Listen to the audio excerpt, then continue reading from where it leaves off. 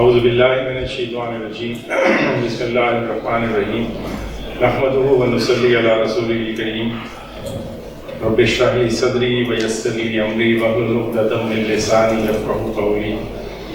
محترم صوبائی ذمہ داران اور کنونشن آرگنائزرز اور میرے انتہائی عزیز فضل عظیم بھائی، سابق مرکزی صدور جن میں سے عبدالعزیز ضیاء بھائی اور عبد المالک بھائی، اور سینئر ٹیمہ ممبرز اور موجودہ نائب صدر ٹیمہ جناب طیب صاحب، السلام علیکم ورحمۃ اللہ۔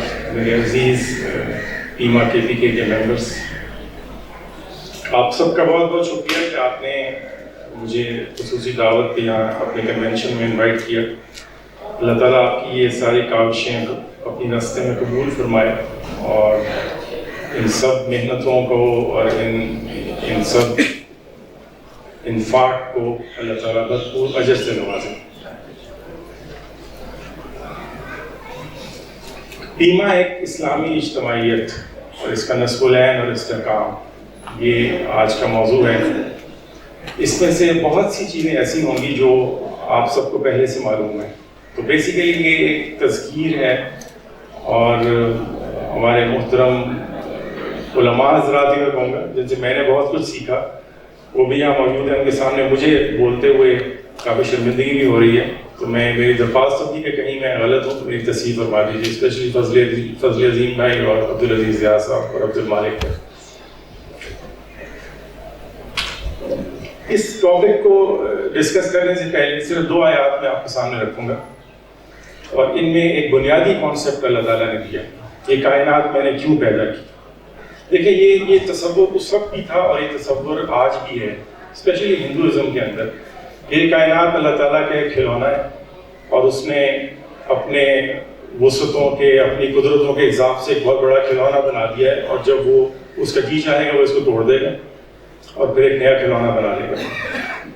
رام لیلا یہ کانسیپٹ ہے ہندو مت کے اندر، جو کہ ناردرن انڈیا میں بہت اسٹرانگلی اس کو آبزرو کیا جاتا ہے، اور یہ کانسیپٹ اس وقت بھی تھا جب نبی صلی اللہ علیہ وسلم مبعوث ہوئے، اور یہ سورہ انبیاء کی ایک آیت ہے، وَمَا خَلَقْنَا السَّمَاءَ وَالْأَرْضَ وَمَا بَيْنَهُمَا لَاعِبِينَ۔ یہ سب کچھ ہم نے کھیل تماشے کے طور پہ پیدا نہیں کیا۔ لَوْ أَرَدْنَا، اگر ہم نے ایسا کرنا ہوتا، أَن نَتَّخِذَ لَهْوًا لَاتَّخَذْنَاهُ مِن لَّدُنَّا إِن كُنَّا فَاعِلِينَ۔ ہم اپنے پاس ہی کوئی کھلونا بنا لیتے، اتنی بڑی کائنات پیدا کرنے کی ہمیں ضرورت نہیں تھی۔ اب اللہ تعالیٰ اس کائنات کا اصل مقصد بتا رہے ہیں کہ میں نے یہ کیوں پیدا کی۔ بل نقذف بالحق علی الباطل، ہم حق کی چوٹ لگانا چاہتے ہیں باطل کے اوپر، فیدمغه فاذا هو زاهق، اور وہ اس کا سر توڑ دیتی ہے۔ وَلَكُمُ الْوَيْلُ مِمَّا تَصِفُونَ، اور یہ جو تم بنا رہے ہو یہ تمہارے لیے انتہائی تباہی ہے۔ یعنی یہ حق اور باطل کی ایک کشمکش ہے جو کہ اللہ تعالیٰ نے اس کائنات کے اندر برپا کرنی ہے، اور ہمیں اللہ تعالیٰ نے اس کائنات کے اندر بھیج کے یہ دیکھنا ہے کہ ہم اس کشمکش میں کہاں کھڑے ہوتے ہیں۔ تو یہ ایک بنیادی کانسیپٹ اس کائنات کی تخلیق کا آپ یاد رکھیے۔ دوسری آیت یہ ہے، دیکھیے اقامت دین کے بارے میں بہت سی آیات ہیں قرآن مجید کے اندر۔ سورہ شورا ہے، سورہ حدید کی یہ آیت ہے، پھر سورہ صف میں ایک بہت مشہور آیت ہے، اور بعض مفسرین کے نزدیک سب سے فورسفل آیت اقامت دین کی ہے وہ یہ والی ہے، سورہ حدید کی جو میں نے آپ کے سامنے رکھی۔ لَقَدْ أَرْسَلْنَا رُسُلَنَا بِالْبَيِّنَاتِ وَأَنزَلْنَا مَعَهُمُ الْكِتَابَ وَالْمِيزَانَ لِيَقُومَ النَّاسُ بِالْقِسْطِ وَأَنزَلْنَا الْحَدِيدَ فِيهِ بَأْسٌ شَدِيدٌ وَمَنَافِعُ لِلنَّاسِ وَلِيَعْلَمَ اللَّهُ مَن يَنصُرُهُ وَرُسُلَهُ بِالْغَيْبِ إِنَّ اللَّهَ قَوِيٌّ عَزِيزٌ۔ ہم نے رسول بھیجے بینات کے ساتھ، اور ان کے ساتھ ہم نے کتابیں نازل کی اور میزان بھیجا، لیقوم الناس بالقسط، یہ سارا کچھ میں نے اس لیے کیا کہ لوگوں کو انصاف کے اوپر قائم کرو۔ وانزلنا الحدید، پھر ہم نے لوہا اتارا جس کے اندر بہت قوت ہے۔ ومنافع للناس، ہاں لوگوں کے لیے منافع بھی ہیں۔ اور ولیعلم اللہ من ینصرہ ورسلہ بالغیب، یہ میرے اور آپ کے لیے سب سے امپورٹنٹ حصہ ہے اس آیت کا، کہ میں دیکھنا چاہتا ہوں کہ میرے نہ دیکھتے ہوئے میرے رسولوں کی اور میری مدد کون کرتا ہے۔ ان اللہ قوی عزیز، یہ سارا کام میں خود کر سکتا ہوں، پوری کائنات میں چلا رہا ہوں، میں انسانوں کو بھی اپنا زبردستی اپنا فرما بردار بنا سکتا ہوں۔ لیکن انسان کے لیے یہ میری مشیت نہیں ہے. ان اللہ قوی عزیز، اور یہ اللہ تعالیٰ بہت قوی ہے اور عزیز ہے. تو میرے اور آپ کے لیے جو امتحان ہے وَلِيَعْلَمَ اللَّهُ مَن يَنْصُرُهُ وَرُسُلَهُ بِالْغَيْبِ، ہمارا امتحان یہ ہے کہ ہم کس طرف کھڑے ہوتے ہیں. وہی جیسے پچھلی تھی بل نقذف بالحق علی الباطل، اس حق اور باطل کی کشمکش میں ہم کہاں کھڑے ہیں. یہ مختلف سب ٹاپکس ہیں جن کے تحت ہم اس سبجیکٹ کو ڈسکس کریں گے. دیکھیں، انسان اکیلا نہیں رہ سکتا. یہ اللہ تعالیٰ نے اس کی فطرت کے اندر، اس کی جبلت کے اندر رکھ کے اس دنیا میں بھیجا. آپ دیکھیے کہ جب یہ تہذیب نہیں تھی، سویلائزیشن نہیں تھے، تب بھی لوگ قبائل میں اور اکٹھے خاندانوں کی صورت میں رہتے تھے. اور اللہ تعالیٰ نے جو سب سے پہلا رشتہ بنایا انسان کا، وہ زوجین کا رشتہ تھا، جس کے نتیجے میں خاندان وجود میں آتے ہیں. تو اکیلے پیدا کرنا اللہ تعالیٰ کا منشا نہیں ہے. ہماری فطرت کے اندر ہے کہ ہم اکٹھے انسانوں کے ساتھ رہنا پسند کرتے ہیں. آپ دیکھیے کسی کو سزا دینی ہو تو اس کو قید تنہائی میں ڈال دیتے ہیں. یعنی وہ تنہائی جو ہے وہ اس کے لیے ایک ایب نارمل سچویشن ہے جس کے اندر وہ رہ نہیں سکتا. تو یہ اللہ تعالیٰ نے ہماری فطرت کے اندر ڈالا ہوا ہے کہ ہم اجتماعیت میں رہیں گے، ہم خاندانوں میں رہیں گے، ہم قبائل میں رہیں گے، ہم آرگنائزیشنز کے اندر رہیں گے. دوسرے، ہم اپنی ضروریات اکیلے پوری نہیں کر سکتے. آپ کبھی نوٹ کیجئے ہم سارا دن کتنے لوگوں کو سرو کرتے ہیں اور کتنے لوگ ہمیں سرو کرتے ہیں. تو یہ معیشت، یہ جو گزر بسر کے وسائل ہیں، یہ اللہ تعالیٰ نے ہمارے درمیان تقسیم کر دی ہیں. کچھ کام ہیں جو میں بہت اچھے کر سکتا ہوں، کچھ کام ہیں جو میں بالکل نہیں کر سکتا. اس کے لیے میں دوسرے انسانوں کا محتاج ہوں، اور یہ ہر انسان کے ساتھ اسی طرح کی. تو یہ تعاون کی احتیاط جو ہے یہ ہمیں دوسرے انسانوں کے ساتھ جوڑ دیتی ہے. یہ ایک سورہ زخرف کی آیت ہے کہ نحن قسمنا بینہم معیشتہم فی الحیات الدنیا. ہم نے اس گزر بسر کے ذرائع کو ان کے درمیان تقسیم کر دیا ہے، اور کسی کو کچھ درجے زیادہ دے دیے، کچھ درجے کم دے دیے. یہ کام ہم نے کیوں کیا؟ لیتخذ بعضهم بعضا سخریا، تاکہ یہ ایک دوسرے سے خدمت لیں، وَرَحْمَةُ رَبِّكَ خَيْرٌ مِّمَّا يَجْمَعُونَ. تو یہ ایک فطری طلب بھی ہے ہماری، اور یہ ایک فطری ضرورت بھی ہے ہماری کہ ہم دوسرے انسانوں کے ساتھ جڑ کے رہنا چاہتے ہیں. پھر یہ تو ایک دنیا ہے، ہم دارالعمل ہے، جہاں دارالجزا ہے، وہاں بھی اللہ تعالیٰ محفلوں کا ذکر کرتے ہیں. جنت کی بھی آپ دیکھ لیجئے، یہ ایک آیت میں نے یہاں پہ لکھی ہے، ورنہ بہت سی آیات ہیں جس میں جنت کی محفلوں کا ذکر ہے کہ جنتی اس طرح بیٹھے ہوں، اکٹھے ہو کے اس طرح بیٹھے ہوں گے. وَنَزَعْنَا مَا فِي صُدُورِهِم مِّن غِلٍّ إِخْوَانًا عَلَىٰ سُرُرٍ مُتَقَابِلِينَ. تو بے شمار آیات ہیں، اور جنت کے جہاں بھی ذکر ہے آپ اس میں دیکھو کہ آیت اس طرح کے نکال سکتے ہیں کہ یہ وہاں پہ جنت کی محفلوں کا ذکر ہے، ان کو سرو کیا جا رہا ہوگا، غلمان ان کے بیچ میں پھر رہے ہوں گے وغیرہ وغیرہ. اچھا، یہ ہماری اگر فطری ضرورت اور فطری جبلت ہے تو اس کو بھی ڈائریکٹ کیا اللہ تعالیٰ نے. جیسے ہمیں ایک ضابطہ حیات دیا ہمارے سارے اعمال کا اور ہمارے سارے خیالات کا اور ہماری پرسنالٹی کے اندر جو کچھ بھی ہے اس کے لیے اللہ تعالیٰ نے ہدایت نازل کی. تو اس کے لیے بھی اللہ تعالیٰ نے ہدایت نازل کی، اس کے صحیح طریقے جو ہمیں بتایا کہ اس تم فطری جبلت کو کس طرح پورا کرو گے. اجتماعیت کی گہری چھاپ ہمارے دین کے اوپر، اجتماعیت کی اتنی گہری چھاپ ہے کہ جیسے ایک نومولود ہو، ایک بیبی ہو، ایک بالکل شیخوار بچہ ہو، اس کے ساتھ یہ ایک ذہن میں آتا ہے کہ اس کی ماں کی گود بھی ہوگی کوئی، اس کے بغیر اس کا سروائیول نہیں ہے.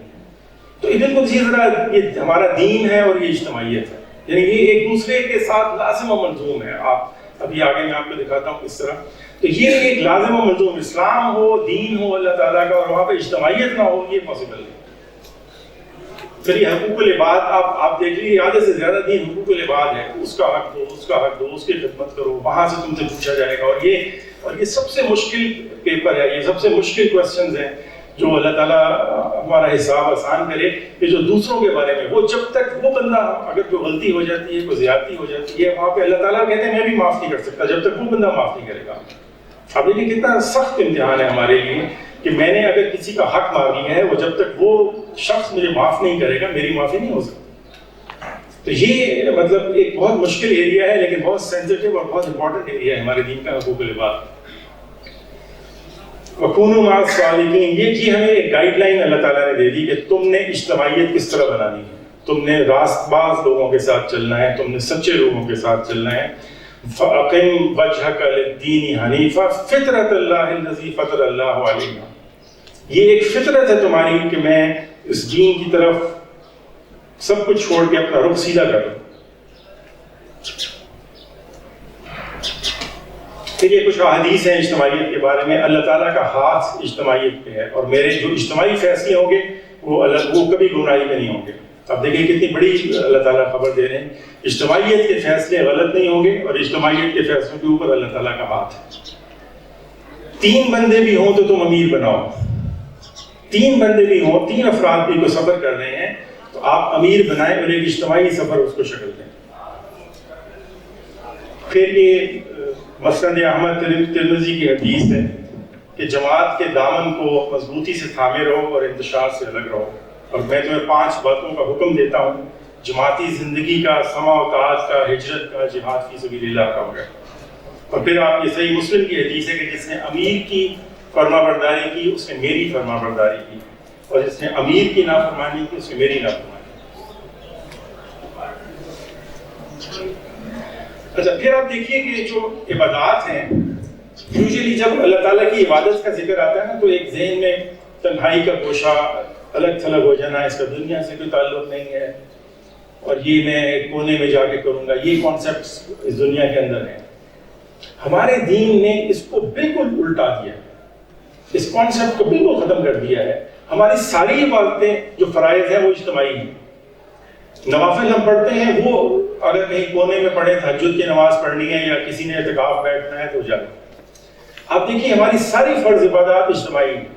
نماز سب سے بڑا فرض ہے, اس میں ایک قبلہ متعین کر دیا اللہ تعالیٰ کہ یہ ڈائریکشن ہے, تمہاری پوری دنیا کے مسلمان اسی قبلے کی طرف اکٹھے ہوتے ہیں. پھر آپ ایک امام بناتے ہیں, جیسے جیسے وہ امام موومنٹس کر رہا ہے اسی طرح آپ نے موومنٹ کرنی ہے. اس میں آپ ذرہ برابر اوپر نیچے نہیں کر سکتے. بہت سخت احادیث ہے کہ آپ امام سے پہلے اگر موو کر جاتے ہیں, آپ امام سے پہلے رکوع میں چلے جاتے ہیں, سختی سے منع کیا گیا اس بات کو. تو امام کو فالو کرنا ہے ہم نے. پھر صف بندی ہے, یہ نہیں ہے کہ ایسے تتر بتر ہو کے نماز پڑھ رہے ہیں. ایک فورس نظر آئے مسلمانوں کی, ایک اجتماع نظر آئے مسلمانوں کی. پھر یہ 2 نمازیں تو اللہ تعالیٰ نے ہمیں دی ہیں جو کہ ہیں اجتماعی. یہ نمازیں آپ گھر پہ پڑھ ہی نہیں سکتے, یعنی جمعے کی نماز اور عیدین کی نماز. اور جمعے کی نماز تو ہر ہفتے 6-7 دن کے بعد پھر یہ نماز آتی ہے جو کہ ہم مسجدوں میں اور پوری گیدرنگز کے ساتھ ایک امام کے پیچھے ادا کرتے ہیں. اور اس طرح عیدین کی نمازیں ہیں جو کہ ہر سال ایک مرتبہ اس میں شوال میں اور ذی الحج میں آتی ہیں. پھر روزے کو دیکھیے, پوری امت کے لیے 1 مہینہ ہے, پوری امت کے لیے. یہ رمضان ہے, اس میں تم نے روزے رکھنے, اور روزہ بھی شروع بھی ایک ہی وقت میں ہو رہا ہے, ختم بھی ایک ہی وقت میں ہو رہا ہے. وہ یہ الگ بات ہے کہ ٹائم ڈفرینسز کی وجہ سے وہ ایگزیکٹ ٹائم نہیں ہوتا, لیکن سب کے لیے ہوگا میں کہ فجر کے بعد آپ نے ختم کر دینا ہے کھانا پینا, اور پھر مغرب کی جو ہی اذان ہوتی ہے آپ کھانا پینا شروع کر دیتے ہیں. یہی احکام پوری دنیا کے مسلمانوں کے لیے. زکوٰۃ کو دیکھیے, سینٹرل کلیکٹنگ سسٹم تھا پورے نبی صلی اللہ علیہ وسلم کے بھی دور میں اور خلافت راشدہ میں. عاملین کون تھے؟ یہ عاملین جو تھے یہ امیر کی طرف سے بھیجے جاتے تھے جو کہ زکوٰۃ کلیکٹ کیا کرتے تھے, اور پھر یہی عام جو حکومت تھی یہ زکوٰۃ کو ڈسپرس کیا کرتی تھی. حضرت ابوبکر کی جب نبی صلی اللہ علیہ وسلم اس دنیا سے رخصت ہو گئے, وہ آپ نے سارا واقعہ سنا ہوگا کہ آپ نے کہا کہ ایک رسی بھی کوئی دیتا تھا تو میں وہ بھی لوں گا جا کے اس سے. اتنے سخت احکامات تھے زکوٰۃ کے لیے کہ کلیکشنز جو تھی وہ ساری سینٹرل لیول پہ ہوا کرتی تھی. حج یہی اجتماع, مطلب حج سے بڑا اجتماع تو آپ نے نہیں دیکھا ہوگا, میں نے تو نہیں دیکھا کم از کم. یعنی جگہ بھی بس اسپیسیفک کر دی گئی, یہ 3 مقامات ہیں, عرفات ہے, منی ہے, مزدلفہ ہے. اس میں آپ نے ان اسپیسیفک ڈیٹس کے اندر اکٹھے ہونا ہے اور پوری دنیا کے مسلمانوں نے وہاں پہ اکٹھے ہونا ہے. لباس بھی ایک پہننا ہے, کوئی پتہ نہیں چلے گا کہ یہ بادشاہ ہے یا فقیر ہے. 2 چادروں کے اندر میرے سامنے آؤ. اور پھر زبان میں بھی کلمہ وہی ہے, لبیک اللہم لبیک, لبیک لا شریک لک لبیک. یعنی ہر چیز کو اللہ تعالیٰ نے ہر فرق کو مٹا کے اجتماعیت میں یہاں پہ لکھا ہے. تو عبادات کو دیکھیے, یہ بہت ہی اسٹرینج فینومینا ہے جو ہمارے دین میں ہے, جو باقی دین سے ہماری ساری عبادات اجتماعی ہیں. اور یہ بہت یہ ایک فیچر ہے اسلام کا جو کہ اس کو دوسرے ادیان سے ممتاز کرتے ہیں. یہ ایک بیسک پرنسپل ہے, کوئی بھی اجتماعیت بذات خود مطلوب نہیں ہے. پیما کیا ہے؟ اگر اس میں سے اقامت دین اور تعمیر سیرت اور خدمت خلق اور اللہ تعالیٰ کی رضا آپ نکال دیں تو پیما کچھ نہیں.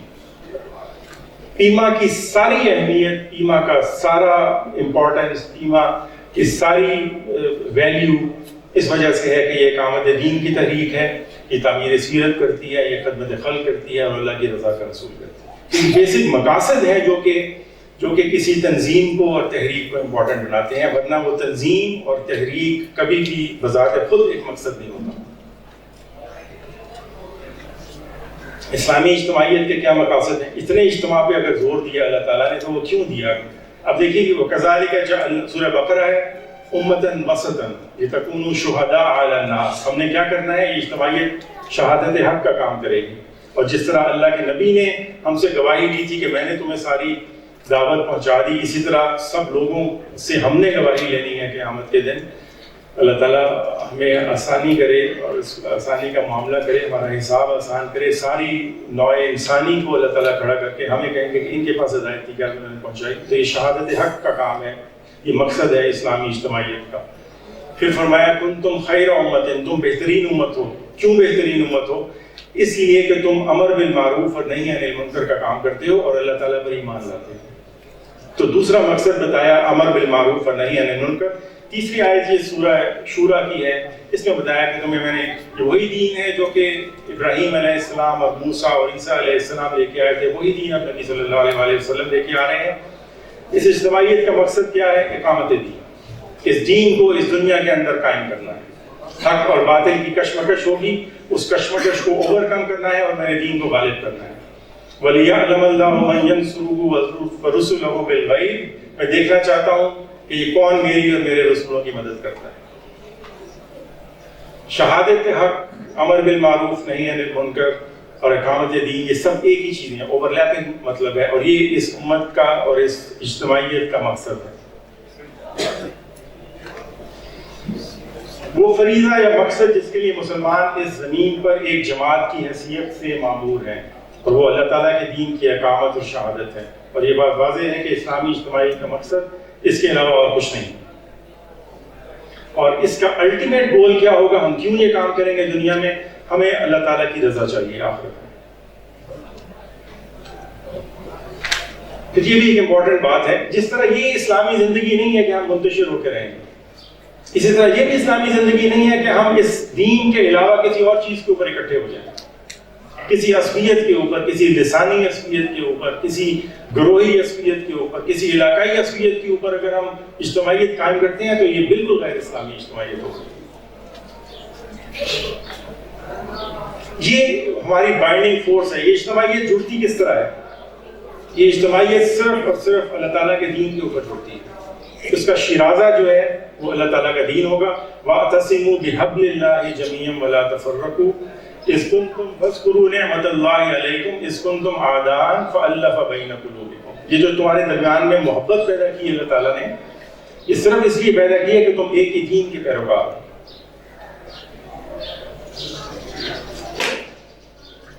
ہر یونٹ اللہ تعالیٰ سے اور اس اجتماعیت سے اللہ کی کتاب اور اس کے دین کی خاطر جڑا ہوا ہے، اور اس کو اس کے سوا اس کل کو کل بنانے والی کوئی چیز نہیں ہے۔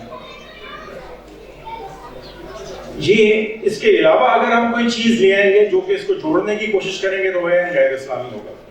غزوہ بنی مصطلق ایک غزوہ تھا جو کہ غزوہ احزاب کے بعد اور صلح حدیبیہ سے پہلے، یعنی 5 یا 6 ہجری میں پیش آیا۔ جنگی لحاظ سے یہ کوئی بہت بڑی جنگ نہیں تھی، چند قبائل تھے جن کے خلاف نبی صلی اللہ علیہ وسلم اپنا لشکر کشی کیا آپ نے، اور اللہ تعالیٰ نے بہت آسانی سے فتح دے دی۔ اس غزوے کے سفر کے اندر 2 واقعات ہوئے جنہوں نے اسلامی معاشرے کے اوپر بہت گہرا اثر ڈالا۔ واقعہ عفق آپ سب کو پتہ ہے، یہ اسی غزوے کے سفر سے واپسی پہ ہوا۔ اور دوسرا واقعہ جو اس دوران ہوا، سفر کے دوران ایک صحابی انصار سے تھے اور ایک صحابی مہاجر میں سے تھے، آپس میں کوئی اختلاف ہو گیا ان کا۔ اب جو انصار تھے انہوں نے زور سے کہا یا معاشر الانصار، اے انصار کے گروہ میری مدد کرو، اور جو مہاجر تھے انہوں نے یہی کہا کہ اے مہاجر کے گروہ میری مدد کرو آ کے۔ نبی صلی اللہ علیہ وسلم نے یہ دونوں باتیں سن لی اور آپ نے فوراً انٹروین کیا اور کہا کہ یہ جہالت کی آوازیں میں کہاں سے سن رہا ہوں؟ کبھی میں تمہارے درمیان موجود ہوں اور یہ جاہلیت کی آوازیں تمہارے اندر سے کہاں سے آ رہی ہیں؟ یعنی علاقائی عصبیت کو تم پروان چڑھا رہے ہو ان لوگوں کے اندر جنہیں اللہ تعالیٰ نے اور اللہ تعالیٰ کے نبی نے ایک بھائی چارے کے رشتے کے اندر جوڑا تھا. ان مہاجرین اور انصار کو تو آپ نے بھائی نہیں بنایا تھا, اور اب وہاں پہ یہ مہاجر اور انصاروں کی آوازیں آ رہی ہیں. تو آپ نے فرمایا یہ گندگی ہے, اس سے دور رہنا.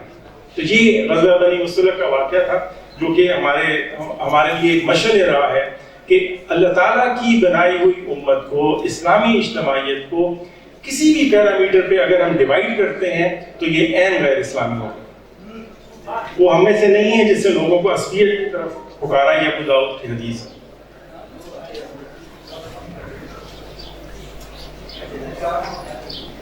یہ ایک روٹ ہے اس کی. یہ جو میں بات کر رہا ہوں نا کہ دین جو ہے یہ اس اجتماعیت کی بائنڈنگ فورس ہے. یہ دین اور اس اجتماعیت کی بائنڈنگ فورس اس وقت بنے گا جب اللہ تعالیٰ کا تقوی اور اللہ تعالیٰ کا تعلق ہمارے دلوں میں مضبوط ہوگا. تب یہ دین. اب یہ طریقے اجتماع کا مطلب ہے کہ یہ کام ہم نے کیسے کرنا ہے, وہ کون سا راستہ ہوگا جس کے اوپر ہم چل کے اس منزل کو حاصل کر سکتے ہیں, اور وہ راستہ تقوی کا راستہ ہے. یا ایھا الذین آمنوا اتقوا اللہ حق تقاتہ, ایسے ڈرو جیسے ڈرنے کا حق ہے. ولا تموتن الا وانتم مسلمون, تمہیں موت آئے تو تمہیں اسلام کی حالت میں موت آئے. واعبد ربک حتی یأتیک الیقین, اللہ تعالیٰ کی عبادت اس وقت تک کرو جب تک موت نہیں آ جاتی.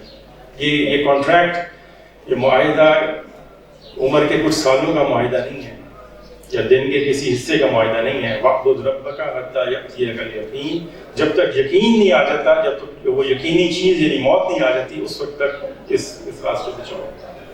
تو یہ تقویٰ, یہ اللہ تعالیٰ سے تعلق جو ہے یہ اس کی جڑ ہے, اور یہ طریقہ اجتماع ہے. یہ جتنا زیادہ اسٹرانگ ہمارے اندر ہوگا اتنا ایک اسلامی اجتماعیت کا شیرازہ, اللہ کا دین بنانا ہمارے لیے آسان ہوگا. پھر یہ کہ ان کی ٹریننگ, ان کی تربیت, جو آپ کے ساتھ جڑ جاتے ہیں ان کی, اللہ تعالیٰ کے رسول صلی اللہ علیہ وسلم نے کس طرح تربیت کی. وَبَعَثَ فِيهِمْ رَسُولًا يَتْلُو عَلَيْهِمْ آيَاتِهِ وَيُزَكِّيهِمْ وَيُعَلِّمُهُمُ الْكِتَابَ وَالْحِكْمَةَ. وہ اللہ قرآن مجید کی آیات سناتے تھے, ان کا تزکیہ کرتے تھے, اور وَيُعَلِّمُهُمُ الْكِتَابَ وَالْحِكْمَةَ, اور انہیں کتاب اور حکمت کی تعلیم دیتے تھے. یہ تزکیہ کا ایک سسٹم تھا جو کہ اللہ کے نبی نے یا کسی بھی رسول نے اپنی قوم کے اندر کیا. وَلْتَكُن مِّنكُمْ أُمَّةٌ يَدْعُونَ إِلَى الْخَيْرِ وَيَأْمُرُونَ بِالْمَعْرُوفِ وَيَنْهَوْنَ عَنِ الْمُنكَرِ. یہ بات ہم پہلے بھی کر چکے ہیں کہ وہی امر بالمعروف نہیں عن المنکر, اس کے اوپر خود قائم نہیں ہونا بلکہ دعوت دینی ہے لوگوں کو, اور یہ تربیت کا سب سے بڑا امپورٹنٹ ذریعہ. وَأُولَٰئِكَ هُمُ الْمُفْلِحُونَ, اور یہی وہ لوگ ہیں جو کہ کامیاب ہوں. اللہ تعالیٰ کے نبی صلی اللہ علیہ وسلم نے کس طرح کی اجتماعیت پیدا کی اور کس طرح کی اجتماعیت قائم کر کے دکھائی 23 سال کے اندر. یہ ایک واقعہ ہمیں احادیث میں ملتا ہے, اور سورۃ توبہ میں اس کے بارے میں ایک آیت باقاعدہ نازل ہوئی, حضرت کعب بن مالک رضی اللہ عنہ کا واقعہ. یہ نبی صلی اللہ علیہ وسلم کی زندگی کا آخری حصہ ہے. 9 ہجری میں یہ غزوہ پیش آیا, اور انتہائی سخت حالات میں. 9 ہجری وہ ٹائم ہے جب کہ مکہ بھی فتح ہو گیا ہوا ہے, حنین بھی فتح ہو گیا ہوا, جو طائف کا جو علاقہ تھا. اب جزیرہ نمایا عرب کے اوپر اللہ کے دین کی حکومت ہے. نبی صلی اللہ علیہ وسلم اس کے پورے بادشاہ ہیں. وہاں پہ کوئی غیر مشرک جو ہے, مطلب کوئی غیر مسلم جو ہے وہ اس وقت پاور میں نہیں ہے. اب سارا فورس آپ نے نارتھ میں عیسائی حکمرانوں کے خلاف شروع کی ہوئی تھی. یہ غزوہ موتا کا ایک طرح سے فالو اپ تھا جنگ موتا کا, اور وہاں پہ, اور اس میں نفیر عام تھی اس غزوہ کے اندر کہ ہر مرد جو کہ جہاد کے قابل ہے وہ اس کے اندر جائے گا. اور آپ نے سب پہلے سے ہی اس کا اعلان کر دیا تھا کہ رومیوں کے خلاف جنگ ہے اور ہم نے تبوک میں جانا ہے, ورنہ آپ ہر غزوے کے سفر کو کس طرف جانا ہے, کس راستے سے جانا ہے, آپ اس کو سیکریٹ رکھتے تھے. لیکن اس کے اندر آپ نے پہلے سے اعلان کر دیا ہوا تھا. اور یہ سارے واقعات انفاق فی سبیل اللہ کے جو سنتے ہیں, وہ بکر رضی اللہ عنہ سارا سامان لے آئے, حضرت عمر رضی اللہ عنہ آدھا سامان لے آئے, وہ ایک صحابی 2 کلو کھجوریں لے کے آئے, حضرت عثمان 900 اونٹ لے آئے, حضرت عبد الرحمن بن عوف درہم اور دینار کے بوریاں بھر کے اٹھا کے لے آئے. یہ سارا یہ وہ غزوہ ہے, غزوہ تبوک. اس کے اندر سورۃ توبہ کا بہت بڑا حصہ اس غزوے کے اوپر نازل ہوا, کیونکہ اس وقت مدینہ میں منافقین کی تعداد بہت زیادہ تھی, اور وہ سب جو تھے وہ مسلمانوں کا مذاق اڑاتے تھے جب یہ ساری جنگی تیاریاں ہو رہی تھی, اور وہ سب لوگ اس جنگ سے پیچھے رہ گئے. جب نبی صلی اللہ علیہ وسلم جنگ سے واپس آئے تو آپ وہ سب منافقین اپنے جھوٹے اعتراضات اور وجوہات اور اپنی مجبوریاں لے کے آپ کے سامنے حاضر ہو گئے اور آپ سب کو معاف کرتے گئے. آپ نے کہا تمہارا باطن اللہ کے حوالے, تم نے جو کہہ دیا بس ٹھیک ہے جاؤ. ان سے خلوص کی اور ان سے وفا کی امید ہی کب تھی کہ ان سے کوئی گلہ کیا جاتا.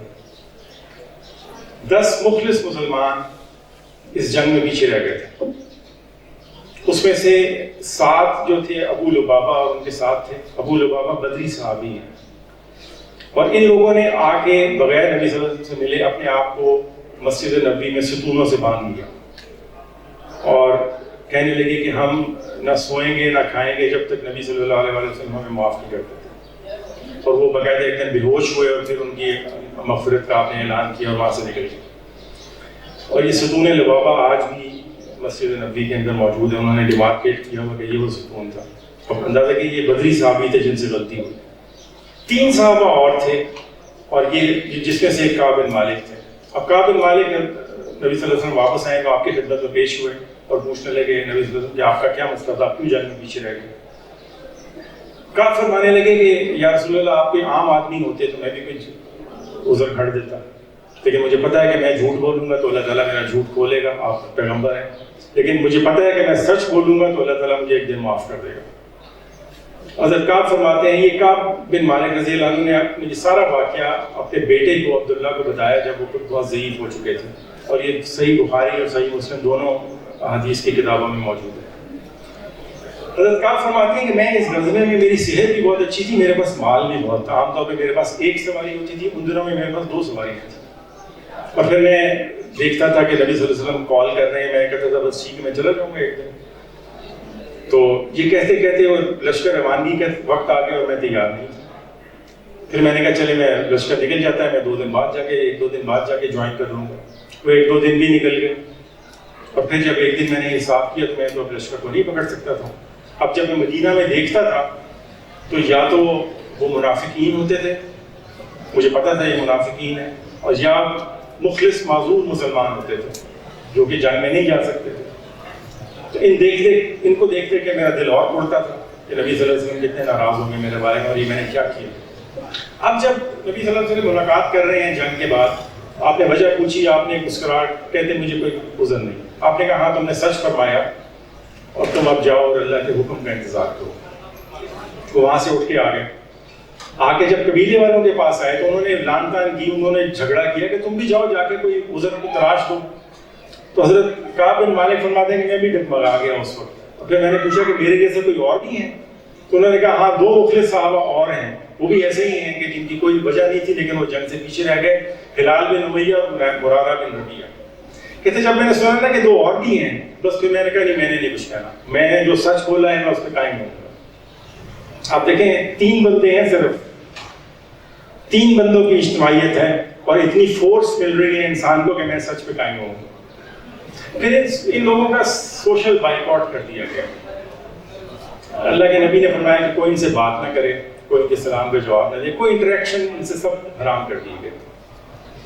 اب یہ کعب بن مالک کہتے ہیں کہ میں جوان تھا, باقی 2 جو حضرات جو تھے یہ انتہائی ضعیف تھے, ان کے اوپر ایسا غم کا اٹیک ہوا کہ وہ اپنے گھروں میں بند ہو کے رہ گئے. کچھ ضعیف تھے وہ لوگ, ویسے بھی باہر نکلنا میرے لیے مشکل تھا. تو میں کیونکہ ینگ تھا, میں اپنے کاروبار کے سلسلے میں مزاروں میں جاتا تھا, 5 وقت مسجد نبوی میں جاتا تھا. وہ فرمانے لگے کہ ایک دنیا تھی جو میرے لیے اندھیر کر دی گئی کہ صاحب نے اگر پڑھے وَذَاقَتْ عَلَيْهِمُ الْأَرْضُ بِمَا رَحُبَتْ, زمین ان پر تنگ ہو گئی اپنی ساری وسعتوں کے باوجود. اور یہ حال تھا جس میں وہ زندہ تھے. اور خود بتاتے ہیں کعب کہ جب میں فرائض سے فارغ ہو کے نماز پڑھتا پیچھے تو میری کوشش ہوتی تھی کہ نبی صلی اللہ علیہ وسلم کے پاس کہیں کھڑا ہو کے نماز پڑھوں. پھر میں کنکشیوں سے نماز میں دیکھتا رہتا تھا کہ آپ مجھے دیکھتے رہتے جب میں نماز پڑھتا, اور جو ہی میں سلام پھیرتا آپ اپنی نظریں پھیر لیتے ہیں مجھ سے.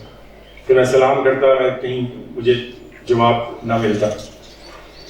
پھر ایک دن اپنے بچپن کے دوست اور رشتہ دار ابو قتادہ رضی اللہ عنہ ان کے باغ میں گئے, دیوار سے اوپر چڑھ کے انہوں نے سلام کیا, انہوں نے سلام کا جواب نہیں دیا. پھر کہتے میں نے 3 دفعہ چیخ کے پکارا کہ ابو قتادہ میں کعب ہوں اور میں اللہ اور اس کے رسول سے محبت کرتا ہوں.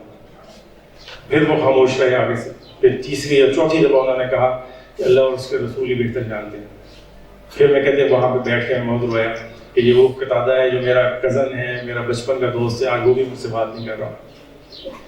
پھر ایک اور واقعہ بڑا مطلب عبرتناک ہے وہ واقعہ, مطلب اس سے سب ہمارے دیکھیے سبق کیا ہے اس میں. کہتے ہیں میں بازار میں پھر رہا, ایک دن ایک شخص شام سے آیا ہوا, وہ میرا نام لے لے کے پوچھے کہ یہ کعب کون ہے تم میں. ظاہر ہے وہ شامی تھا, اس کو نہیں پتا مدینہ میں کعب کون ہے. تو کسی نے بتایا کہ وہ کعب ہے. کہتے وہ میرے پاس آیا, ایک ریشم میں لپٹا ہوا خط مجھے لا کے دیا اس نے. وہ شاہ غسان جو اس کا بادشاہ تھا عیسائی, اس نے کعب کو وہ خط بھیجا اور اس کے اندر لکھا ہوا تھا کہ تمہارے صاحب نے سنا ہے تم پہ بہت ظلم توڑا ہوا ہے, تم تو بہت کام کے آدمی ہو, تم ہمارے پاس آؤ, ہم تمہیں عزت دیں گے. کعب فرماتے ہیں میں نے انا للہ و انا الیہ راجعون پڑھا اور اس خط کو اٹھا کے چولہے میں پھینک دیا کہ یا اللہ یہ ایک اور آزمائش تو نے میرے اوپر ڈال دی کہ اب ہم عزت لینے کے لیے اللہ کے دشمنوں کے پاس جائیں. پھر 40ویں دن اس طرح کی اب اندازہ کہ یہ 40 دن اس بائیکاٹ کو گزر گئے. اور پھر 40ویں دن حضرت خزیمہ بن ثابت نبی صلی اللہ علیہ وسلم کے ایلچی بن کے ان کے پاس تشریف لاتے ہیں اور کہتے ہیں کہ اللہ کا حکم ہے اپنی بیویوں کو بھی الگ کر دو, تم تینوں کے لیے اللہ کا یہ حکم ہے. تو کعب کہتے ہیں کیا طلاق دے دوں؟ تو فرمانے لگے نہیں طلاق نہیں دو, بس اللہ کے نبی کا حکم ہے کہ ان کو الگ کر دو. تو میں نے اپنی اہلیہ کو کہا کہ اپنے ماں باپ کے گھر چلی جاؤ. وہ اللہ کی بندی گھر چلی گئی ماں باپ کے. تو ان حالات میں یہ اور یہ کعب بن مالک وہ صحابی ہیں جو کہ بیعت عقبہ کے اندر شریک ہوئے تھے. بیعت عقبہ وہ جنگ وہ بیعت تھی, وہ نبی صلی اللہ علیہ وسلم سے ملاقات تھی جس میں مدینہ کے کچھ لوگوں نے جا کے انوائٹ کیا تھا ان کو کہ آپ یہاں پہ مکہ میں آپ تنگ ہو رہے ہیں, آپ کی زندگی تنگ کر دی گئی ہے, تو آپ ہمارے پاس تشریف لے آئیں. اور اسی کے نتیجے میں پھر مدینہ میں ہجرت مدینہ ہوئی. آپ دیکھیں کہ کس وقت کے اور کس دور کے مسلمان ہیں. اور غزوہ بدر میں یہ شریک نہیں ہوئے, لیکن باقی دونوں صحابی جو تھے بلال اور مرارہ یہ غزوہ بدر کے اندر بھی شریک ہوئے تھے, اور اس کے بعد سب غزوات کے اندر یہ شریک ہے. ان کے خلوص کے اوپر کوئی بندہ انگلی نہیں اٹھا سکتا تھا, اور ان کے اوپر وضاقت علیہم الارض بما رحبت, وہ مدینہ جو تھا ان کے لیے ایک بالکل اجنبی بستی بن گیا. اور پھر 50ویں دن یہ آیت نازل ہوئی جو آپ کے سامنے لکھی ہوئی ہے وعلی الثلاثۃ الذین خلفوا, یہ سورۃ توبہ کی 118ویں آیت ہے.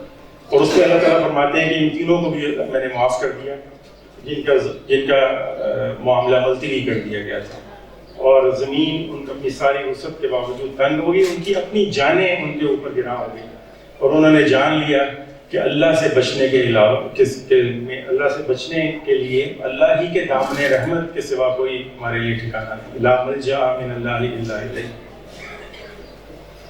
پھر اللہ تعالیٰ اپنی رحمتوں سے ان کی طرف متوجہ ہوا تاکہ وہ اس کے پاس پلٹ آئے. اور پھر یہ آیت جب نازل ہوئی عشاء کے بعد کا وقت تھا, اللہ کے نبی ام المومنین ام سلمہ کے حجرے میں تشریف فرما تھے. آپ نے ام سلمہ رضی اللہ عنہ کو بتایا تو آپ فرمانے لگی یا رسول اللہ کعب کو کسی طرح اطلاع کر دیں, یعنی اطلاعات کے اسی وقت میں. آپ دیکھیے ایک صحابی پریشان ہے کہ یہ ہمارا بھائی ہم سے کٹ گیا, کسی طرح یہ واپس آئے. یہ محبت, یہ اللہ کے دین کی محبت ایسی تھی کہ خونی رشتوں سے بھی بڑھ کے تھی.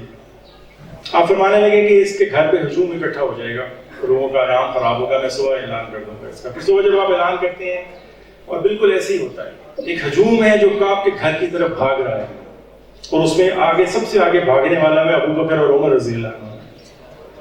اور حضرت ابو بکر پہ ان کے گھر کے پاس ایک پہاڑ ہے, اس کے اوپر چڑھ کے زور سے مبارکباد دیتے ہیں کعب کو کہ کعب تجھے مبارک ہو, تیری توبہ قبول ہو گئی. تو یہ غزوہ تبوک کا واقعہ. اب یہ واقعہ یہاں پہ ختم ہوا. پھر یہ کعب نبی صلی اللہ علیہ وسلم کے پاس تشریف لاتے ہیں مسجد نبی کے اندر, اور نبی صلی اللہ علیہ وسلم کو مبارک دیتے ہیں کہ کعب یہ تیری زندگی کا آخری, تیری زندگی کا انتہائی خوشگوار دن ہے. اور پھر کعب پوچھتے ہیں کہ یا رسول اللہ یہ معافی آپ کی طرف سے ہے یا اللہ تعالیٰ کی طرف سے؟ وَالَّذِينَ آمَنُوا أَشَدُّ حُبًّا لِلَّهِ.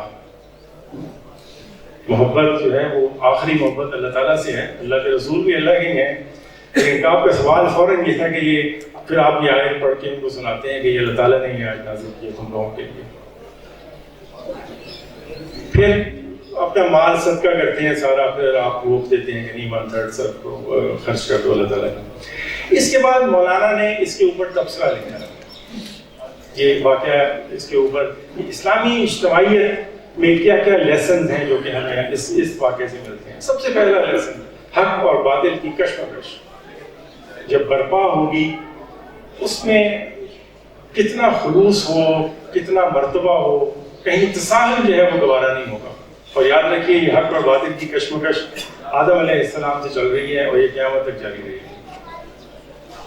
یہ حق اور باطل کی کشمکش ختم نہیں ہونے۔ میں آپ کو سب سے پہلی سلائڈ دکھائی تھی کہ اس کائنات کا مقصد تخلیق ہے کہ اس حق اور باطل کو میں نے لڑا کے دیکھنا ہے کہ تم لوگ کہاں کھڑے ہو۔ پھر دوسرا جو لیسن اس سے ہمیں ملتا ہے وہ سستی یا تساہل جو ہے اس کی کوئی ایکسکیوز نہیں ہے، یہ کوئی عذر نہیں ہے اللہ تعالیٰ کے نزدیک۔ اس کی سزا بعض دفعہ یہ سستی اور تساہل جو ہے ہم سے ایسے ایسے بڑے گناہ کروا جاتا ہے کہ ہمیں اندازہ بھی نہیں ہوتا۔ پھر دیکھیے کہ منافقین کو آپ چھوڑتے جا رہے ہیں، کسی منافق کو اس طرح کی سزا تو نہیں دی گئی، اس لیے آپ کو پتا ہے کہ ان سے خلوص اور وفا کی امید ہی نہیں ہے۔ خلوص اور وفا کی امیدیں تو ان سے تھی، تو جس سے خلوص اور وفا کی امید ہو اور وہ اس کی اوپر پہ پورا نہ اترے تو وہاں پہ پھر اللہ تعالیٰ کی سزا جو ہے وہ حرکت میں آتی ہے۔ پھر آپ نبی صلی اللہ علیہ وسلم کو دیکھیے، اس پورے واقعے کے اندر کہیں غصہ اور نفرت نہیں ہے آپ کے دل میں، جیسے ایک باپ اپنے بیٹے کو سزا دیتا ہے، پنش کرتا ہے، سرزنش کرتا ہے، لیکن اس کے دل میں تو محبت ہے نا اولاد کے لیے۔ وہ اسی طرح نبی صلی اللہ علیہ وسلم ان کو سزا دے رہے ہیں، اور جو ہی آیتیں نازل ہوتی ہیں گلے سے لگاتے ہیں، اور وہ ادھر کعب ہیں جو کہ مسلسل دیکھ رہے ہیں کہ کسی طرح یہ میری توجہ، میری محبت مجھے ان کی حاصل ہو جائے۔ نمازوں میں دیکھ رہے ہیں نوافل اور اس میں کہ کہیں کوئی نظر التفات جو ہے میری طرف آتی ہے کہ نہیں آتی، اور کس طرح اجتماعیت کو چھوڑتے نہیں ہیں۔ وہاں پہ عزت مل رہی ہے تب بھی اسی کو پکڑا ہوا ہے، وہاں پہ بائیکاٹ ہو گیا ہوا ہے، اور دوسرا بلا رہا ہے کہ ہمارے پاس آ جاؤ، ہمارے پاس آ جاؤ، ہم تمہیں بہت عزت دیں گے۔ اور وہ کہتے ہیں اِنَّا لِلَّهِ وَإِنَّا إِلَيْهِ رَاجِعُونَ، کہ تم نے ایک اور آزمائش بھیج دی، اور اس خط کو اٹھا کے چولہے میں پھینک دیتے ہیں۔ سب کشتیاں جلا کے اس اجتماعیت کے اندر آئے ہوئے تھے لوگ۔ ان کا خلوص دیکھیے، اور اس خلوص کو اللہ تعالیٰ کس طرح ریوارڈ کر رہے ہیں۔ وَظَنُّوا أَن لَّا مَلْجَأَ مِنَ اللَّهِ إِلَّا إِلَيْهِ، یہ گمان کیا تھا نا انہوں نے 50 دن کہ اب ہم کہیں نہیں جا سکتے، ہمیں اللہ کی رحمت ہی اٹھائے گی آگے، بس ہمیں کہیں سے اور عزت نہیں چاہیے۔ اور یہ گمان اللہ تعالیٰ کو اتنا پسند آیا کہ اللہ تعالیٰ کہتے ہیں کہ ثم تاب علیہم لیتوبوا۔ یہ تابا یتوبوا دو طرح استعمال ہوتا ہے قرآن مجید کے اندر، ایک ہوتا ہے تابا علی، ایک ہوتا ہے تابا الی۔ تابا علی کا مطلب ہوتا ہے کہ اللہ تعالیٰ اپنی رحمتوں سے اور اپنی خوشیوں سے کسی بندے کی طرف متوجہ ہوا، اور تابا الی اگر آ رہا ہو تو اس کا مطلب ہے کہ بندہ ندامت کے ساتھ اپنی مغفرت حاصل کرنے کے لیے اللہ تعالیٰ کے سامنے پیش ہو۔ اب دیکھیے اللہ تعالیٰ اپنا متوجہ ہونا پہلے کہہ رہے ہیں، ثم تاب علیہم لیتوبوا۔ اللہ تعالیٰ اپنی رحمتوں کے ساتھ ان کی طرف متوجہ ہوا تاکہ وہ پلٹ آئیں واپس۔ اللہ تعالیٰ یہ بھی کہہ سکتے تھے کہ انہوں نے مجھ سے توبہ کی، میں نے توبہ قبول کر لی، انہیں یہ بات نہیں کی اللہ تعالیٰ نے۔ ثم تاب علیہم لیتوبوا، میرے اللہ تعالیٰ کے نزدیک وہ اتنے قیمتی ہو گئے کہ اب اللہ تعالیٰ انہیں خود لینے جا رہے ہیں کہ تم میرے گھر پہ واپس آ جاؤ۔ اور یہ کیوں ہوا ہے؟ لا ملجا من اللہ الا الیہ، یہ جو انہوں نے سوچا اور 50 دن کر کے دکھایا کہ اللہ کی رحمت کے علاوہ کوئی چیز ہمیں نہیں بچا سکتی، اور اسی در کے اوپر بیٹھے رہے، تو یہ اللہ تعالیٰ نے پھر ریوارڈ دیا۔ اور انہ هو التواب الرحیم، یہ تواب الرحیم تو اللہ تعالیٰ کی صفت ہے۔ یہ ایک اور آیت ہے جو کہ سورہ آل عمران کی آیت ہے، اور یہ سورہ احد، جنگ احد کے دور میں نازل ہوئی۔ فَبِمَا رَحْمَةٍ مِّنَ اللَّهِ لِنتَ لَهُمْ، یہ اللہ تعالیٰ کا بہت رحمت ہے کہ آپ ان کے لیے بہت نرم ہیں۔ اگر آپ تند خو اور سنگ دل ہوتے تو یہ سب آپ کے ارد گرد سے چھٹ جاتے۔ یہ ہماری لیڈرشپ کے لیے میسج ہے نبی صلی اللہ علیہ وسلم کے اسوہ میں اور اللہ تعالیٰ کی آیات کے اندر، کہ اسلامی اجتماعیت کے لیڈر اس طرح کے ہوتے ہیں. اب دیکھیے وَاسْتَغْفِرْ لَهُمْ وَشَاوِرْهُمْ فِي الْأَمْرِ، ان کو معاف کر دو اور ان کو مشورے میں شریک رکھو. جنگ احد کے بعد کی یہ آیت ہے. جنگ احد میں آپ کو سب کو پتا ہے کہ کیا ہوا تھا، صحابہ کرام سے کتنی بڑی غلطی ہوئی تھی. اس کے باوجود اللہ تعالیٰ کہہ رہے ہیں کہ وَاسْتَغْفِرْ لَهُمْ، ان کو معاف کر دو، درگزر کرو ان سے. وَشَاوِرْهُمْ فِي الْأَمْرِ، ان کو دوبارہ مشوروں کے اندر شامل رکھو. یہ ہم بات کر چکے ہیں کہ آپ کا رویہ اور صحابہ کرام کا رویہ. یہ میں نے آپ کو جیسے بتایا کہ روٹ کاز ہے، روٹ ہے سارے اسلامی اجتماعیت کے تعلق باللہ. اس کی روح سمجھ لیجیے آپ. یہ جتنا اسٹرانگ ہوگا اتنا وہ شرازہ جو ہے وہ اسٹرانگ ہوگا. اللہ کا دین ہمارے تعلق کی بنیاد بنے گا جتنا یہ اللہ سے تعلق ہمارا اسٹرانگ ہوگا. تو یہ بذات خود ایک پورا ٹاپک ہے تعلق باللہ، لیکن یہاں پہ میں اس کو شارٹ کٹ لے کے نکل نہیں سکتا اس کو جب تک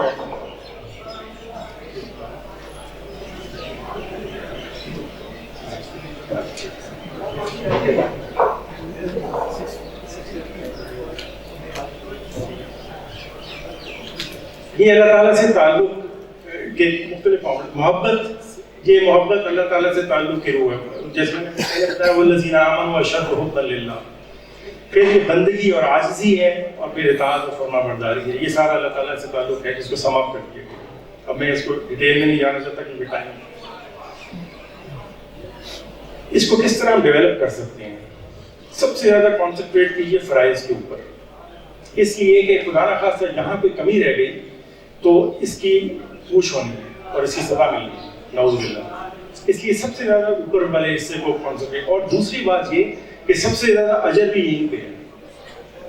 سب سے زیادہ ریوارڈ جو مل رہا ہے وہ ہمارے فرائض کا مل رہا ہے. قرآن مجید جو ہم فرض نماز میں کھڑے ہو کے پڑھتے ہیں اس کا سب سے زیادہ اجر ہے. پھر اسلامی اجتماعیت سے وابستگی. اب دیکھیے 3 بندوں کی اجتماعیت ہے اور وہ اس سچ پہ استقامت دلوا رہی ہے. تو اکٹھے رہنا جو ہے ہم بہت سے گناہوں سے بچ جاتے ہیں. صرف ایسا بننا جن سے اللہ تعالیٰ محبت کرتے ہیں. وہ قرآن مجید کی بہت سی آیات ہیں جس میں ہے ان اللہ یحب التوابین ویحب المتطہرین، ان اللہ یحب الصابرین. یہ ساری آپ ایزیلی سرچ کر کے نکال سکتے ہیں کہ اللہ تعالیٰ کو کون کون سے کریکٹرز انسانوں کے پسند ہیں. پھر اللہ تعالیٰ کا ذکر اور دعا. جتنا ایمان گہرا ہوتا ہے اتنی دعائیں زیادہ نکلتی ہیں، اور جتنی دعائیں زیادہ کی جاتی ہیں اتنا ایمان گہرا ہوتا ہے. آپ پیغمبروں کو دیکھیے کس طرح وہ اللہ تعالیٰ سے مانگتے تھے. دن میں کوئی حالت ایسی نہیں ہے ہماری جس کے لیے کوئی مسنون دعا نبی صلی اللہ علیہ وسلم نے نہ سکھائی ہو. اس سے آپ اندازہ کیجیے کتنی دعائیں مانگتے تھے. تو دعا جتنا ہم زیادہ یہ اس ہتھیار کو استعمال کریں گے، اس کو ہتھیار کہا گیا حدیث میں، یہ ہمیں اللہ تعالیٰ سے قریب تر کرتا جائے گا. پھر یہ کچھ اور میں نے یہاں پہ لکھے ہیں وقت کی کمی کی وجہ سے. یہ آخری اس کا درجہ ہے کہ ان صلاتی و نسکی و محیایا و مماتی للہ رب العالمین. جب میری نماز، میری قربانی، میرا جینا اور مرنا اللہ تعالیٰ کے لیے ہو جائے تو یہ اس تعلق کی بھی ہے. یہ تزکیہ اور تعمیر سیرت کی ہم بات کر چکے ہیں کہ انبیاء کا طریقہ کیا تھا. والذی بعث فی الامیین رسولا. اور یہ رسول کیوں آئے تھے؟ یہ ابراہیم علیہ السلام نے اس مکے کے اندر کھڑے ہو کے دعا کی تھی کہ ربنا وبعث فیہم رسولا، یا اللہ تو ان کے اندر رسول بھیج جو کہ تیری آیات کو تلاوت کرے، تیری کتاب اور حکمت کا سکھائے اور ان کا تزکیہ کرے. خدمت خلق کہ دیکھیے اقامت دین کی تحریک کے جو بھی داعی ہوں گے وہ خدمت خلق آٹومیٹیکلی ان کا آئے گا. ان سے جیسے ہم اقامت دین یا دعوت اللہ کیوں کرتے ہیں؟ ہمیں انسانوں سے محبت ہے. ہم اللہ کے نبی کہتے ہیں کہ میں تمہیں کور سے پکڑ کے کھینچ رہا ہوں واپس کہ تم جہنم میں گر رہے ہو، اور میں تمہیں جسٹ آؤٹ آف یور لو میں تمہیں پکڑ کے کھینچ رہا ہوں. میں تمہیں اس دین کی دعوت دے رہا ہوں کہ تم جہنم سے بچ جاؤ کسی طرح. تو یہ محبت جو ہے یہ داعی کا سب سے بڑا ہتھیار ہوتا ہے. داعی کا سب سے بڑا کریکٹر ہے کہ اس کو دوسرے انسانوں سے محبت ہے. تو جب اس کو آخرت کی فکر ہے تو اسی طرح وہی محبت اس کو دنیا میں بھی استعمال کر کے وہ خدمت خلق کے کام کرتا ہے. اس کے لیے بہت سی آیات ہیں قرآن مجید کے اندر. یہ کچھ آیات میں نے سلیکٹ کی ہیں تو یہ آپ ضرور اس کا مطالعہ کیجیے. یہ سورہ بلد ہے. فَلَقْتَحَمَ الْعَقَبَةَ وَمَا أَدْرَاكَ مَا الْعَقَبَةُ. اللہ کی راہ میں اللہ کی رضا کی خاطر انسانوں کے اوپر خرچ کرنا یہ بہت بڑی گھاٹی ہے جس کو یہاں پہ بتایا گیا. یہ ایک آیت میں تھوڑا ایکسپلین کر دوں. یہ سورہ مدثر ہے. یہ جہنم اور جنتیوں کے درمیان مکالمہ ہو رہا ہے. اب جنتی پوچھتے ہیں تم یہاں پہ کیوں آ گئے، جہنم میں کیوں آ گئے؟ اب وہ بتا رہے ہیں جہنم میں جانے کی ریزن کیا ہے. ما سلککم فی سقر, تم یہاں کیوں آئے؟ قالوا لم نک من المصلین, ہم نمازیں نہیں پڑھتے تھے. ولم نک نطعم المسکین, ہم مسکین کو کھانا نہیں کھلاتے تھے. وکننا نخوض مع الخائضین, ہم بیٹھے رہتے تھے اور حق کے خلاف باتیں کرنے والوں کے ساتھ باتیں کرتے تھے. ہم پلاننگز کرتے تھے, ہم سوشل میڈیا پہ پروپیگنڈا کرتے تھے ان کے خلاف. وَمَكَرُوا مَكْرًا كُبَّارًا, تو حضرت نوح علیہ السلام یہ کہتے تھے. اور پھر چوتھی بات, وَكُنَّا نُكَذِّبُ بِيَوْمِ الدِّينِ, یہ چار ہم اس یوم روز شہدا کو جھٹلاتے تھے. یہ چار اپنی بڑی بڑی کازز بتائیں گے وہ کہ ہم اس لیے جہنم میں آئے. اس میں سے ایک کاز ہے کہ وَكُنَّا وَلَا يَحُضُّ عَلَىٰ وَلَمْ نَكُ نُطْعِمُ الْمِسْكِينَ, اس میں سے ایک وجہ یہ ہے کہ وَلَمْ نَكُ نُطْعِمُ الْمِسْكِينَ. ایک اور یہ سب کوششیں کرنے کے بعد جب تک ہمیں اللہ تعالیٰ کی مدد اور اللہ تعالیٰ کی نصرت حاصل نہیں ہوگی, ہم یہ مقاصد حاصل نہیں کر سکتے. یہ سورہ انفال کی ایک آیت ہے کہ اے نبی, آپ دنیا کا سارا مال ان کے اوپر خرچ کر دیتے تب بھی یہ محبت آپ پیدا نہیں کر سکتے تھے کہ میں نے پیدا کی. وَاذْكُرُوا إِذْ كُنْتُمْ أَعْدَاءً فَأَلَّفَ بَيْنَ قُلُوبِكُمْ, اور یہاں پہ فرمایا لَوْ أَنفَقْتَ مَا فِي الْأَرْضِ جَمِيعًا مَا أَلَّفْتَ بَيْنَ قُلُوبِهِمْ, آپ سب کچھ خرچ کر دیتے. یہ میرا فضل اور رحم ہے کہ جس کی وجہ سے میں نے ان کے دلوں کو ایسے آپس میں جوڑ دیا. یہ اوس اور خزرج کتنا لڑتے تھے, یہ جنگ بیاس کیا نام تھا, کس طرح ان کی جنگیں ہوا کرتی تھی, اور آج وہ بھائی بن گئے اللہ کے دین کی خاطر. یہ ساری اسلامی اجتماعیت ہمیں کیوں چاہیے؟ بل نقذف بالحق علی الباطل فیدمغه, یہ حق اور باطل کی جو کشمکش چل رہی ہے اس میں ہم نے پوری جماعت بن کے باطل کے خلاف لڑنا ہے. اور دوسری بات وَلِيَعْلَمَ اللَّهُ مَن يَنصُرُهُ وَرُسُلَهُ بِالْغَيْبِ, میں دیکھنا چاہتا ہوں کہ میری اور میرے رسولوں کی نہ دیکھتے ہوئے کون مدد کرتا ہے. اس کے لیے ہمیں یہ اسلامی اجتماعیت ہے. اللہ تعالیٰ ہمیں عمل کی توفیق عطا فرمائے. آپ سب کو جو بیگس ملے ہیں اس میں دو چھوٹے چھوٹے پمفلٹ ہیں. ایک قرآن مجید کو سیکھنا کیوں ضروری ہے, وہ جو فرائض کی میں نے ادائیگی بتائی جس سے اللہ تعالیٰ سے تعلق مضبوط ہوتا ہے, اس میں دو چیزیں آپ ایڈ کریں, جو نماز, روزہ, حج, زکوٰۃ, اس میں قرآن اور سیرت کو ایڈ کیجیے. یہ ہمارے اوپر ایسے ہی فرض ہے جیسے نماز فرض ہے. اور اسپیشلی ہم جو ڈاکٹرز کمیونٹی ہیں وہ تو اللہ تعالیٰ کے سامنے کبھی بھی عذر پیش نہیں کر سکتے کہ یا اللہ تیری اس کی زبان عربی تھی, ہمیں سمجھ نہیں آیا. ہم نے دنیا کی مشکل ترین پوسٹ گریجویشن ایک فارن لینگویج میں کی, اور اب ہم عربی کے لیے کہیں کہ ہم یا اللہ ہمیں سمجھ نہیں آتا تھا قرآن مجید.